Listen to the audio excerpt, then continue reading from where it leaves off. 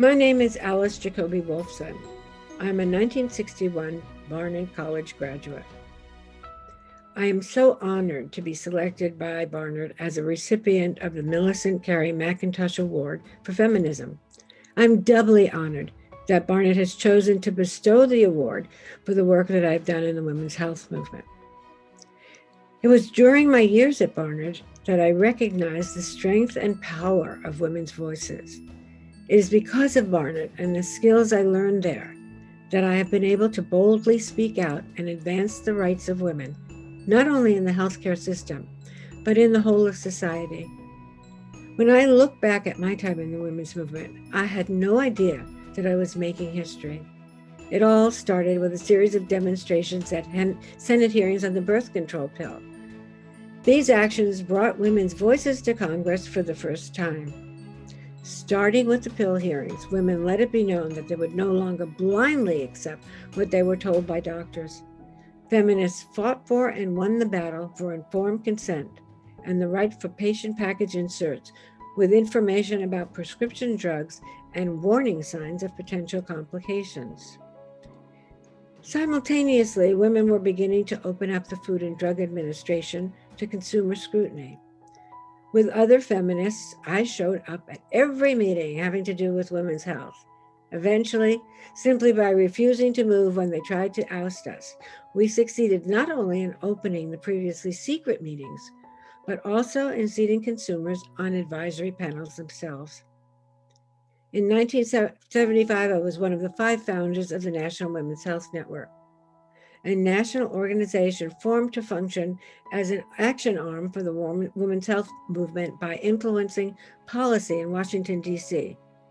During the network's early years, I also helped to organize many other women's actions, including a sit-in in the Office of the Secretary of the Health and Human Welfare. To this day, the Women's Health Network continues to be a leader in the women's health movement, as well as the larger women's movement. In 1977, I founded the Committee to Defend Reproductive Rights, known as CDRR. CDRR fought for and won both California state regulations protecting women against sterilization abuse, as well as a landmark court decision guaranteeing Medi-Cal funding for abortion after federal funding was no longer available. Today, it's easy to feel discouraged. I know I do.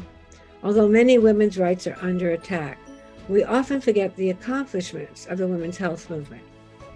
Generations have taken for granted such things as the right to control their reproductive lives, access to patient package inserts, allowing for informed consent on their medications, removal from the market of unsafe contraceptive products such as the Dalkon Shield, the end of the Halsted radical mastectomy in favor of the much less disfiguring lumpectomy, allowing fathers in the delivery room, allowing for alternative birth centers, informed consent regarding the potential dangers of estrogen replacement therapy, consumer representation on FDA panels, to name just a few.